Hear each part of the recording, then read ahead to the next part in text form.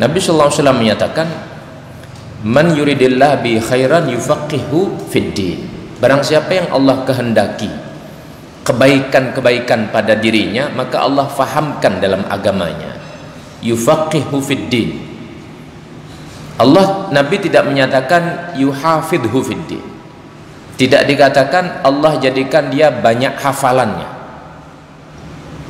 tetapi Nabi katakan yufaqihu fid din, difahamkan. Karena kalau bicara hafalan, anak kecil, anak TK itu lebih banyak, mungkin lebih kuat hafalannya daripada kita orang-orang tua ini. Dia hafal itu rukun wudhu.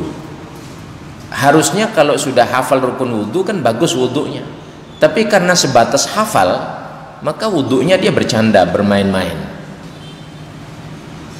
Anak kecil kemungkinan lebih besar, lebih kuat hafalannya terkait dengan rukun sholat misalnya. Tetapi karena dia sebatas hafal, tidak difahami betul, maka dalam sholat dia bercanda, dalam sholat dia bermain-main. Karena agama ini bukan hanya bermodal hafalan.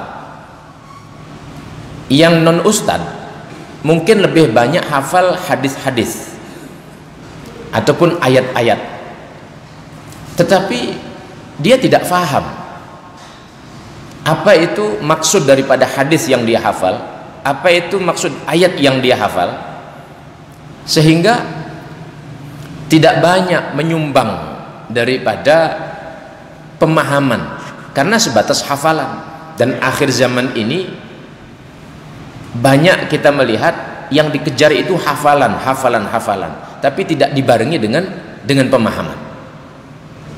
Berapa banyak anak-anak kita yang kalau sudah mendengarkan, oh ini ada pondok tahfidz hadis, ini ada pondok tahfidz Al-Quran, berbondong-bondong orang tua memasukkan anaknya ke sana, itu bagus. Tetapi tidak ada tindak lanjut berikutnya setelah hafal.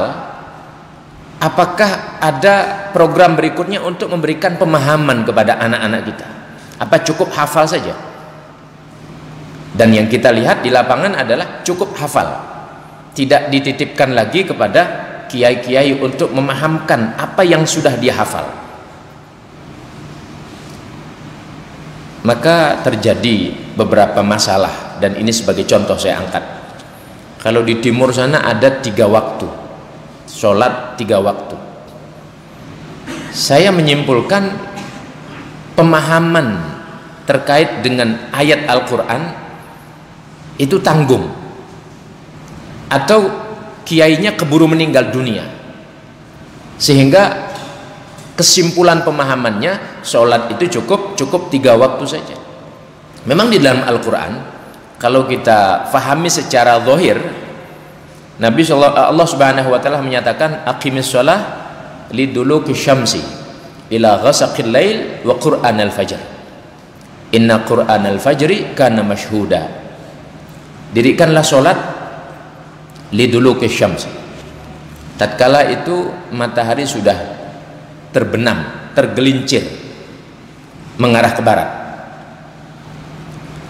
ila ghasaqil lail, sampai pada waktu malam. Dimaksudkan itu adalah waktu maghrib, kemudian ghasaqul lail di sini adalah waktu isya. Wa qur'anal fajr, dan salat subuh.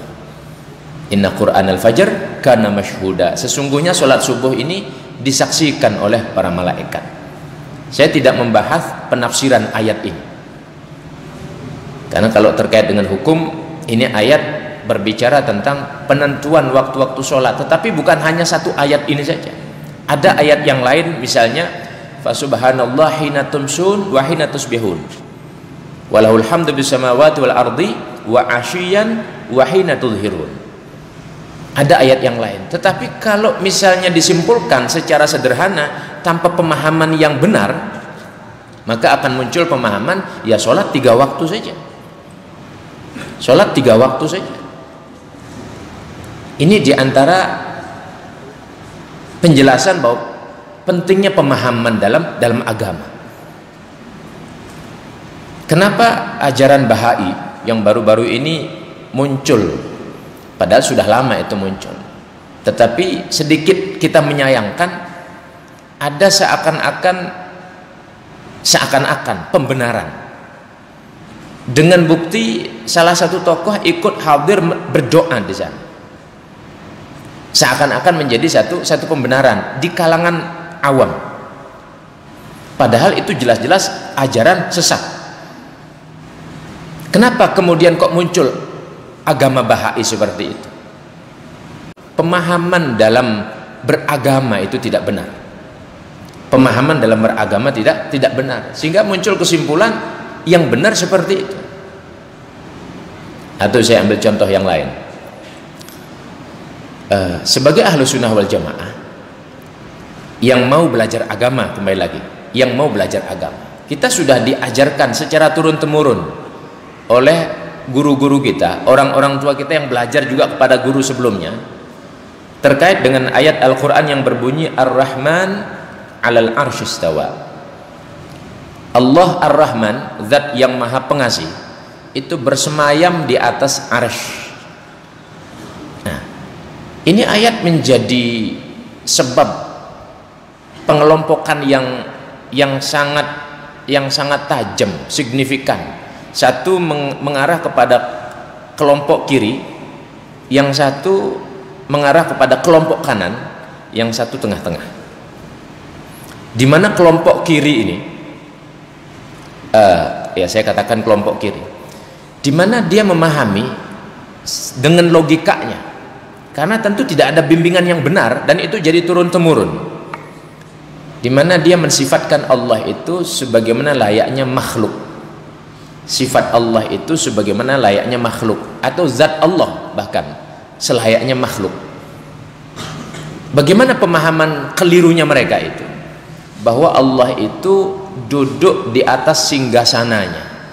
Bersemayam ini difahami sebagai makna duduk. Alal arsy istawa, duduk di atas arsy. Bahasa duduk kalau membutuhkan tempat itu tidak layak disematkan kepada zat yang maha agung, yang maha mukhalafah lil hawadits, yang maha berbeda dengan makhluk. Tidak layak disematkan sifat tersebut. Tetapi karena salahnya pemahaman, maka kemudian disimpulkan ayat ini harus difahami secara logika, di mana Allah itu duduk di atas singgasana. Berarti kalau namanya duduk membutuhkan tempat.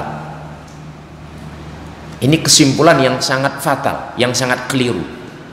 Dan ini turun-temurun pemahaman ini disampaikan, diajarkan. Maka tidak sedikit daripada umat Islam yang mereka menyimpang secara pemahamannya. Lebih-lebih ini adalah ayat mustabihat. Dan ini yang menjadi dasar kemudian ini ahlu sunnah, ini bukan ahlu sunnah. Ahlu sunnah bagaimana menjelaskan bahwa Al-Imam Ali Zainal Abidin, beliau menyatakan antallah alladzi la yahwika makanun. Engkau adalah zat Allah subhanahu wa ta'ala, zat yang tidak diliputi dengan tempat, tidak dibatasi dengan tempat. Karena Allah sendiri sudah memberikan penegasan terkait dengan sifat keagungannya, kemaha-agungan, kemaha-esaannya, di mana Allah menyatakan laisa kamitslihi syai'un, tidak ada yang serupa dengan Allah.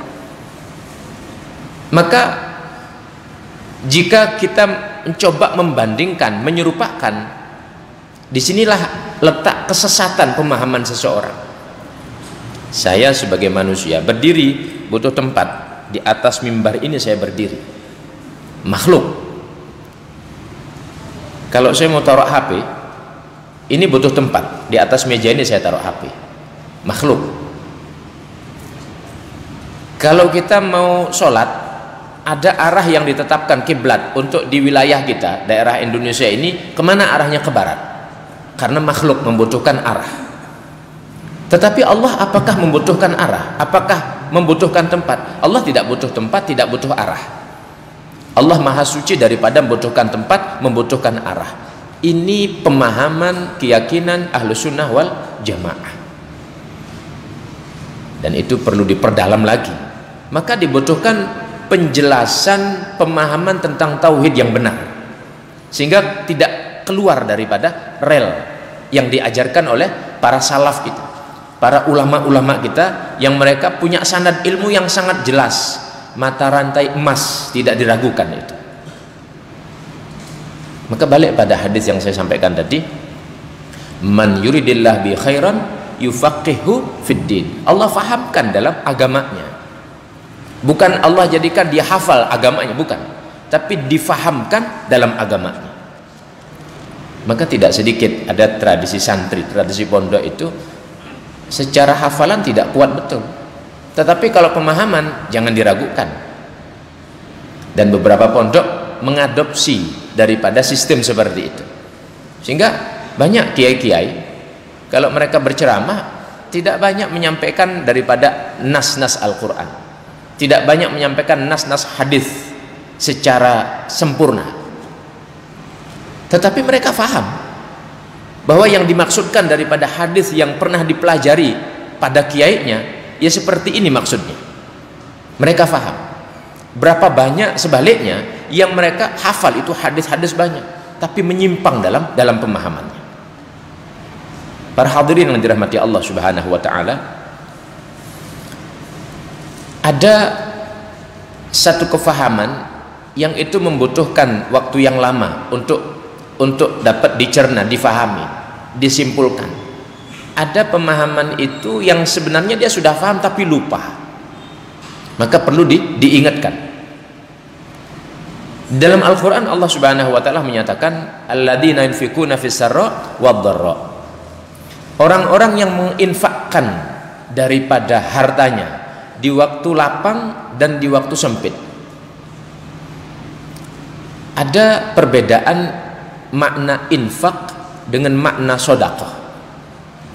Kalau makna infak itu lebih khusus kepada memberikan materi, memberikan sesuatu yang sifatnya materi.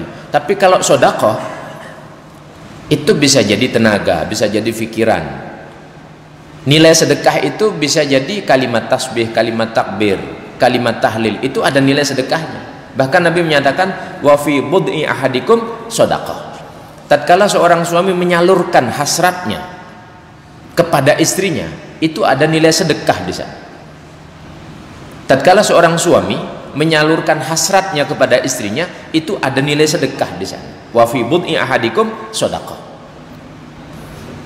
Itu bedanya sedekah dan infak. Nah, Allah memberikan satu gambaran, alladzina yunfikuna fis sarra wad dharra, orang-orang yang menginfakkan hartanya di waktu lapang dan di waktu sempit. Saat ini kita merasakan kondisi mulai terjepit. Banyak orang mengeluh dan terjadi pembunuhan, terjadi bunuh diri. Pembunuhan terjadi karena urusan ekonomi, bunuh diri pun terjadi karena sudah terdesak dengan keadaan. Islam mengajarkan orang-orang yang mereka memberikan infak, baik dalam keadaan lapang, dalam keadaan dia punya harta yang banyak, dalam keadaan dia senang, atau dalam keadaan sempit, dalam keadaan dia tidak punya harta yang banyak. Alladzina yunfikuna fis sarra wad dharra. Maka bagi mereka ini jaminan surga di hadapan Allah Subhanahu wa taala. Mungkin belum tersentuh kalau saya menyampaikan kalimat surga di hadapan Allah, kita belum mengalami atau tidak benar-benar mentadabburi daripada kalimat-kalimat ayat itu. Tetapi tidak ada masalah, karena memang manusia berproses. Cuman saya ingin menegaskan begini, ada ajaran Nabi Sallallahu Alaihi Wasallam yang menyatakan man andhara mu'siran wa lahu bikulli yaumin shadaqah. Barang siapa yang menunda untuk menagih hutang orang-orang yang dihutanginya, maka setiap hari dia mendapatkan pahala sedekah daripada penundaan yang dia lakukan terhadap orang yang berhutang kepada dirinya. Ada seorang hamba dicabut nyawa oleh Allah Subhanahu wa taala, kemudian menghadap pada Allah dan diadili di hadapan Allah. Dia tidak punya kebaikan sama sekali tidak punya kebaikan. Dicek amalnya tidak ada kebaikan sama sekali, kecuali satu perkara, dia ini orang kaya. Disampaikanlah kepada budaknya, kepada pesuruhnya, "Wahai fulan, engkau tolong datang ke fulan ini, dia berhutang kepada saya. Datang ke fulan ini berhutang kepada saya. Nanti kalau memang dia tidak punya uang, belum mampu membayar, maafkan dia, jangan engkau paksa." Ada lagi datang kepada yang miskin, nanti kalau dia tidak punya uang dan dirasa memang tidak punya, bebaskan dia dan sampaikan itu dariku kepada mereka. Itu yang dia lakukan. Dia suka minjemkan uang kepada orang, tapi bukan untuk menjebak orang supaya terjebak dalam kebingungan, terlilit hutang. Kan ada kalau zaman akhir ini, sengaja orang dikasih utang, nanti dibungai banyak-banyak. Tatkala sudah kejepit dia tidak mampu bayar utang, maka ada sesuatu yang mau disitanya. Ada kondisi seperti itu sekarang. Tetapi hadis ini saya baca dalam kitab Riyadhus Shalihin. Hadis ini mengajarkan bahwa ada orang, Nabi informasikan, orang yang punya jiwa yang sangat dermawan, amalnya tidak bagus, sholatnya tidak bagus, zikirnya tidak bagus, hubungan sama Allah tidak bagus walhasil, tapi hubungan sama manusia bagus, suka ngutangi orang. Tetapi tatkala orang ini tidak mampu membayar, jika memang dirasa dia memang masih ada perputaran usaha, dia membayar tapi boleh menunda, tidak apa-apa, dikasih keringanan. Kalau memang benar-benar tidak mampu membayar, dibebaskan. Maka Nabi menegaskan kepada kita sebagai umatnya, sebagai ajaran bagi umat Nabi Muhammad, man andhara mu'siran lahu bikulli yaumin shadaqah.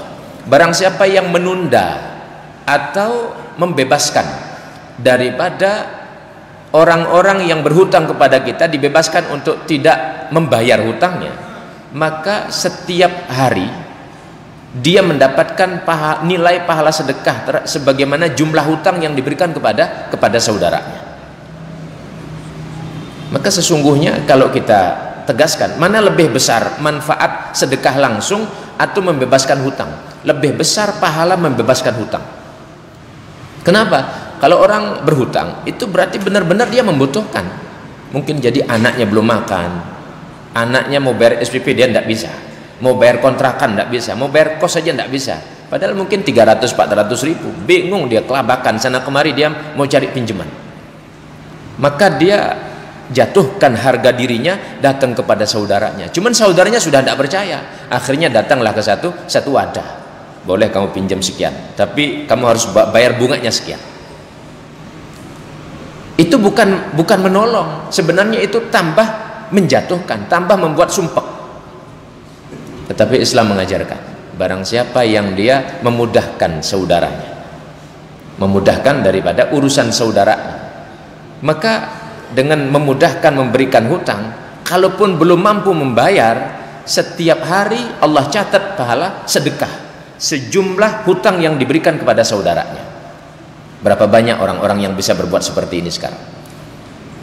Kalau memang kita menyadari, ayo kita lakukan. Alladzina yunfikuna fis-sarra wad-dharra wal kadhiminal ghaidha, dan orang-orang yang mampu menahan amarahnya. Urusan perut ini akan berdampak pada emosi. Orang kalau sudah perutnya lapar, susah mau cari makan, emosinya memuncak, sedikit-sedikit marah. Jadi perut pendek sudah. Masalah yang kecil jadi besar, bahkan nyawa pun jadi taruhannya. Sehingga Islam pun juga mengajarkan al-kadhiminal ghaidh, orang-orang yang mampu menahan amarahnya, mampu menahan amarah, wal afina 'anil nas, mudah memaafkan daripada orang lain. Pernah kejadian Sayyidina Umar bin Khattab. Beliau ini punya pendamping khusus dalam urusan agama. Salah satu sahabat-sahabat yang mendampingi, karena beliau waktu itu jadi khalifah. Pernah saya sampaikan riwayat di masjid ini bahwa apabila Allah menghendaki pemimpin yang baik, maka Allah akan jadikan pendamping-pendamping yang baik. Kalau dia salah, diingatkan. Kalau dia sudah ingat, maka didukungnya itu pemimpinnya. Sebaliknya, Kalau Allah menghendaki pemimpin yang jelek, pemimpin yang zalim, maka Allah akan jadikan pendamping-pendamping yang rusak. Kalau dia lupa, maka pendampingnya ini tidak mau mengingatkan. Kalau dia ingat dengan kebenaran, dengan kebaikan, pendampingnya ini tidak mau mendukung. Itu ciri-ciri itu. Maka bisa dilihat dari pendamping-pendampingnya. Siapa pendampingnya? Bupati, gubernur, presiden, atau kepala desa. Nah, bisa kita lihat pendamping-pendampingnya. Kalau pendamping-pendampingnya orang-orang yang rusak, maka itu alamat rusak. Dan Allah menghendaki kerusakan pada orang tersebut. Nah, Sayyidina Umar punya pendamping-pendamping yang baik. Nah, salah satu pendampingnya ini punya saudara. Saudaranya ini bilang begini, wahai saudaraku, coba sampaikan pada khalifah, aku ingin bertemu sama khalifah. Oh baik, nanti aku sampaikan. Disambungkanlah akhirnya. Disambungkan. Nah, rupanya tatkala disambungkan, dia cari kesempatan untuk mencaci ini khalifah, memarahi khalifah. Tetapi namanya Khalifah Umar bin Khattab, sahabat Nabi, faham agama. Kalau emang itu nasihat perkara yang benar, yang hak, beliau terima. Ini bukan perkara yang hak yang dia omongkan. Marah Sayyidina Umar waktu itu, hampir ditempeleng itu. Kalau waktu itu pendamping-pendampingnya, maksudnya orang-orang tidak baik, mungkin ya sudah terjadi, ditempeleng, mungkin dipenjara. Tapi karena pendamping-pendamping yang baik, maka kemudian pendampingnya menyatakan, wahai khalifah, apakah anda lupa Allah subhanahu wa ta'ala menyatakan wal kadhiminal ghaidha wal afina 'anil nas, orang-orang yang menahan amarahnya dan memaafkan daripada orang lain. Ini orang-orang bodoh wahai khalifah, ini orang-orang bodoh, engkau abaikan saja. Apabila dia ngomong qalu salama, sudah abaikan saja, tidak usah engkau terlalu ambil hati, ambil pusing. Sayyidina Umar yang merupakan sahabat Nabi, muridnya Nabi, alimnya sahabat, ada sisi lupanya beliau, ada sisi lupanya beliau, lepas pemahaman pada saat itu, maka perlu diingatkan, perlu diingatkan. Disinilah maksud daripada hadis Nabi Sallallahu Alaihi Wasallam, man yuridillahu bi khairan yufaqihu fid din. Barang siapa yang Allah kehendaki kebaikan pada diri seseorang, difahamkan dalam agamanya. Maka saya berpesan pada semua yang hadir, yang istiqomah sholat berjamaah ini, selain kita sudah semangat berjamaah sholat di masjid ini, mari tambahkan lagi waktu. Kalau ada majelis-majelis ilmu, terutama majelis-majelis ilmu, siapapun ustadznya, siapapun tuan gurunya, selama dia satu rel Ahlus Sunnah wal Jamaah, hadir belajar agama pada mereka. Karena kesempatan itu tidak banyak. Kesempatan itu tidak banyak. Mana di antara alamatus sa'ah adalah an yurfa'al ilm. Ilmu itu diangkat oleh Allah Subhanahu wa taala. Dengan cara bagaimana? Orang-orang alim itu banyak meninggal nanti. Orang-orang alim itu banyak wafat. Orang-orang alim itu banyak diambil oleh Allah Subhanahu wa taala. Ketika mereka diambil, ya sudah, ilmunya ikut keambil. Lalu kemudian kalau kita menyia-nyiakan waktunya, tidak mau belajar, kapan lagi? Nanti kalau sudah pada meninggal, orang-orang alim sudah pada tidak ada, kita mau belajar sama siapa? Nah, maka sebelum hal itu terjadi, saya kira di daerah kita ini masih banyak orang-orang alim. Hanya saja mungkin mereka tidak terkenal, tidak mendapatkan porsi. Banyak orang-orang alim sebenarnya. Kalaupun tidak harus di mimbar, ya belajar ke rumah mereka. Luangkan waktu belajar ke rumah mereka. Mereka punya majelis, hadiri majelis mereka. Kalau ada di masjid ini, mari hadiri, biar masjidnya makmur, majelisnya makmur. Nah, ini pesan dari saya